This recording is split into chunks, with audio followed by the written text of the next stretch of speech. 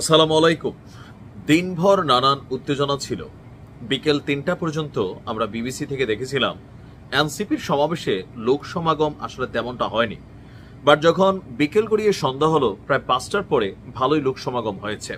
এরপর এনসিপি তাদের এই মহাসমাবেশ থেকে ২৪ দফা প্রস্তাবনা করেছে। কি এই ২৪ দফা, আর কেনই বা এটা নিয়ে এত আলোচনা সমালোচনা? কেউ কেউ বলছেন যে এগুলো বাস্তবায়ন করা সম্ভব না, আবার কেউ বলছেন যে না, এগুলো বাস্তবায়ন করা জরুরি। চলুন দেখি কি আছে এই ২৪ দফায়। প্রথম হচ্ছে নতুন সংবিধান এবং সেকেন্ড রিপাবলিক। এটা নিয়েই বিএনপির সবচেয়ে বড় অবজেকশন, আর আমার ধারণা এটা বাস্তবায়ন হবে না। নাম্বার 2, জুলাই অভ্যুত্থানের স্বীকৃতি এবং বিচার, এটা কিছু অংশে বাস্তবায়িত হবে। গণতন্ত্র এবং রাষ্ট্রীয় প্রতিষ্ঠানগুলোর সংস্কার, এটাও হবে। ন্যায়ভিত্তিক বিচার ব্যবস্থা এবং আইন সংস্কার, এটাও হবে। সেবামুখী প্রশাসন এবং দুর্নীতি দমন, এটা আসলে অসম্ভব একটা জিনিস, মাঝে মাঝে হয়তো সম্ভব হতে পারে। জনবান্ধব আইন শৃঙ্খলা রক্ষাকারী বাহিনী জনবান্ধবই, কিন্তু পলিটিশিয়ানদের অথবা এই যে উঠতি গজাইন্যা যে বিচি নেতারা থাকে তাদের হাত থেকে যদি প্রশাসনকে রক্ষা করা না যায়, তাহলে এই জনবান্ধব আইন শৃঙ্খলা রক্ষাকারী বাহিনী কখনোই সম্ভব না। গ্রাম পার্লামেন্ট এবং স্থানীয় সরকার, এটাও হবে। স্বাধীন গণমাধ্যম এবং শক্তিশালী নাগরিক সমাজ, এগুলো খুবই লোক দেখানো বক্তব্য ছাড়ার কিছুই মনে হয় নাই। সর্বজনীন স্বাস্থ্য, এগুলো পুরানা জিনিস। জাতি গঠনের শিক্ষানীতি, এগুলো পুরানা জিনিস। তারপর হচ্ছে আপনার 11 নম্বরে আছে গবেষণা, উদ্ভাবন এবং তথ্য প্রযুক্তি বিপ্লব।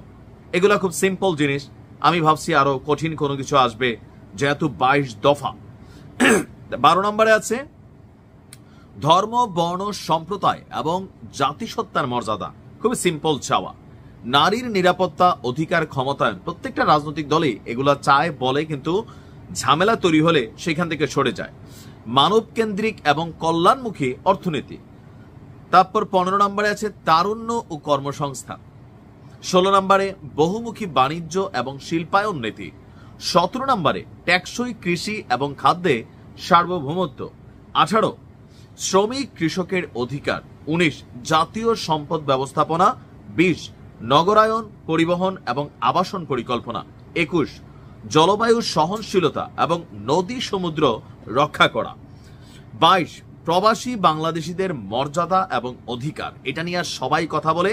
প্রবাসীরা স্বর্ণের ডিম দেওয়া হাঁস, একটু তেল তুল মারলে, পিচ্ছিল কথাবার্তা বললে আমরা গইলা যাই। প্র্যাকটিক্যালি হচ্ছে সারা পৃথিবীর অনেক দেশে দূতাবাসগুলোতে প্রবাসীরা হেনস্থার শিকার হয়, দালালদের শিকার হয়, পাসপোর্ট নিয়ে হয়রানি হয়।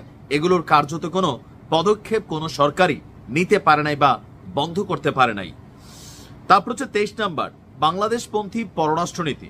24 জাতীয় প্রতিরক্ষা কৌশল। তো এই 24 দফার মধ্যে আমার কাছে ওই 1 নম্বর ছাড়া বাকি যা আছে এটা গণহারে বলার জন্য বলা, দফা হিসেবে তৈরি করা। এখানে নতুনত্ব আমি কোনো কিছুই পাইলাম না। নতুন সংবিধান এবং সেকেন্ড রিপাবলিক, এই শব্দটা ছাড়া, আর এটা অনেকটাই সাংঘর্ষিক। এছাড়া বাকি 23টার মধ্যে আপনার কাছে মনে হয়েছে যে আগে বাংলাদেশে ছিল না, এই দলটা নতুন কিছু দাবি করছে?